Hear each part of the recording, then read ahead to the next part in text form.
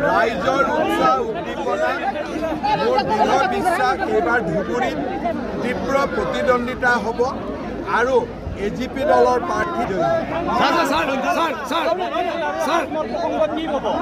ৰকিবুল আৰু আজমল দুইজনৰে প্ৰধানমন্ত্ৰী ৰাহুল গান্ধী, ৰকিবুলৰো প্ৰধানমন্ত্ৰী ৰাহুল গান্ধী, আজমলৰো প্ৰধানমন্ত্ৰী ৰাহুল গান্ধী।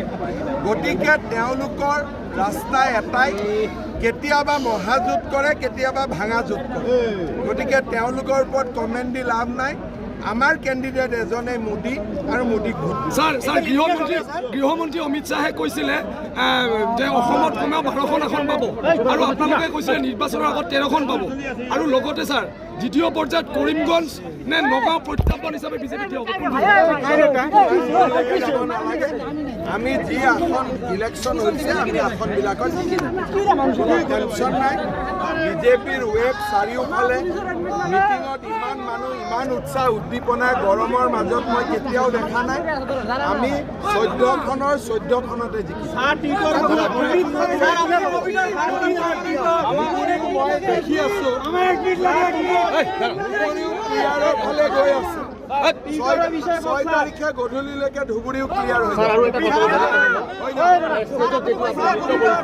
জুবিন গাৰ্গে কৈছে এইটো আপোনাৰ কপি কৰা বুলি। জুবিন গাৰ্গে যিটো নৃত্য আপুনি কৰিছে সেইটোৰ লগত কি কথা আছে? বিহুটো চবৰে একেই বিহু।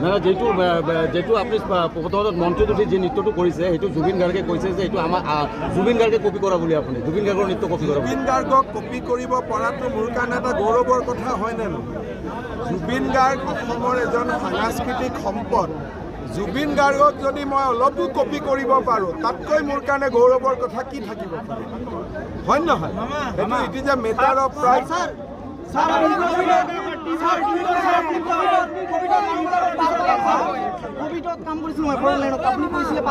হ'ব, টেনশ্যন নাই, চব চিন্তা কৰিব নালাগে। প্ৰধানমন্ত্ৰী